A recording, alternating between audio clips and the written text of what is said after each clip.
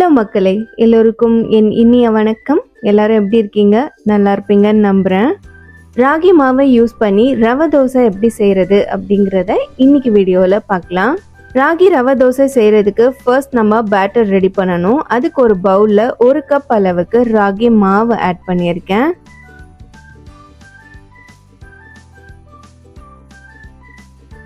இப்போ ஒரு 1/2 கப் அளவுக்கு அரிசி மாவு ஆட் பண்ணியிருக்கேன். கடைகளில் கிடைக்கக்கூடிய அரிசி மாவு தான் நான் ஆட் பண்ணியிருக்கேன். 2 டேபிள் ஸ்பூன் அளவுக்கு ரவை ஆட் பண்ணியிருக்கேன். என்கிட்ட ரோஸ்டட் ரவை இருந்துச்சு, ஸோ நான் அதை ஆட் பண்ணியிருக்கேன். உங்ககிட்ட நார்மல் ரவை இல்லை சுஜி ரவா தான் இருக்குது அப்படின்னா நீங்கள் அதை கூட ஆட் பண்ணிக்கலாம்.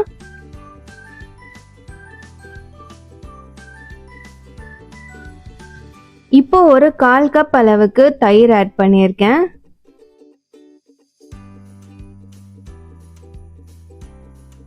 அரை ஸ்பூன் அளவுக்கு சால்ட் ஆட் பண்ணியிருக்கேன். உங்களுக்கு எந்த அளவுக்கு சால்ட் தேவையோ அந்த அளவுக்கு ஆட் பண்ணிக்கோங்க.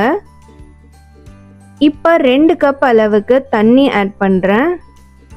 ரவை தோசையை பொறுத்த வரைக்கும் மாவு கொஞ்சம் தண்ணியாக தான் இருக்கணும், ஸோ அதனால் 2 கப் ஆட் பண்ணியிருக்கேன். இப்போ இது எல்லாத்தையுமே நல்லா மிக்ஸ் பண்ணிக்கலாம், கட்டிகள் எதுவும் இல்லாத மாதிரி.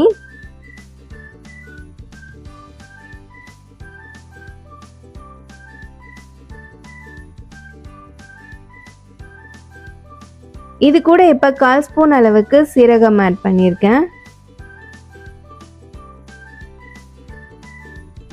இப்போ அரை ஸ்பூன் அளவுக்கு பொடியாக கட் பண்ண இஞ்சி, அரை ஸ்பூன் அளவுக்கு பொடியாக கட் பண்ண பச்சை மிளகாய், 1/4 ஸ்பூன் அளவுக்கு பொடியாக கட் பண்ண கறி லீவ்ஸ், 1 ஸ்பூன் அளவுக்கு பொடியாக கட் பண்ண கொத்தமல்லி, 2 ஸ்பூன் அளவுக்கு பொடியாக கட் பண்ண வெங்காயம், இது எல்லாத்தையுமே அது கூட ஆட் பண்ணி நல்லா மிக்ஸ் பண்ணிக்கலாம்.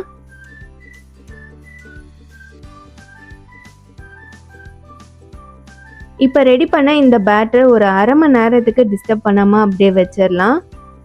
அப்போ தான் மாவு நல்லா ஊறி தோசை சூப்பராக வரும்.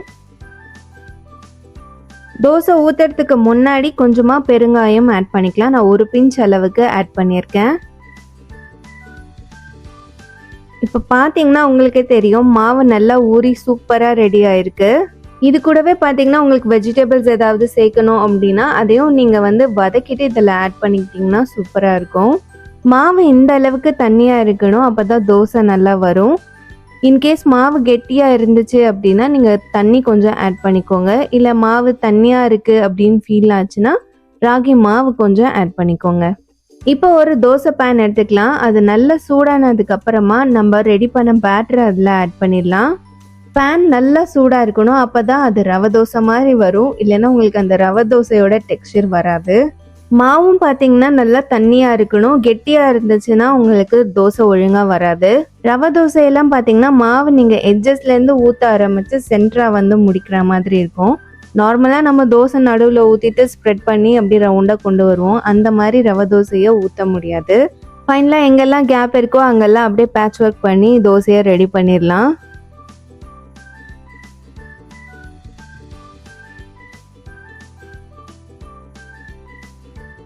இப்போ இதுக்கு தேவையான அளவுக்கு ஆயில் ஆட் பண்ணிக்கலாம். ரவை தோசை பொறுத்த வரைக்கும் ஆயில் கொஞ்சம் அதிகமாக இருந்தால் தான் தோசை கிறிஸ்பியாக வரும். ஆயில் இல்லை கீ, இது நீங்கள் எதுனாலும் ஆட் பண்ணிக்கலாம். ஆயில் கொஞ்சம் அதிகமாக இருக்குது அப்படின்னா நீங்கள் ஆயில் கம்மியாக கூட ஆட் பண்ணிக்கலாம். இப்போ ஒரு சைடு நல்லா கிறிஸ்பியாக ஆனதுக்கப்புறமா இன்னொரு சைடுக்கு திருப்பி போட்டுக்கலாம். ஃபஸ்ட்டு தோசை கிறிஸ்பி ஆகிடுச்சான்னு சைட்லலாம் எடுத்து பாருங்கள். ஈஸியாக வர மாதிரி இருந்துச்சுன்னா அப்போ திருப்பி போடுங்க, இல்லைன்னா இன்னும் கொஞ்சம் நேரம் வேக விடுங்க. இந்த தோசை நீங்கள் காலையில் செய்ய போகிறீங்க அப்படின்னா நீங்கள் நைட்டு கூட இந்த மாவை ரெடி பண்ணி வச்சுக்கலாம். காலையில் எழுந்த உடனே இதை நீங்கள் பிரேக்ஃபாஸ்ட்டாக செய்கிறதுக்கு உங்களுக்கு ஈஸியாக இருக்கும்.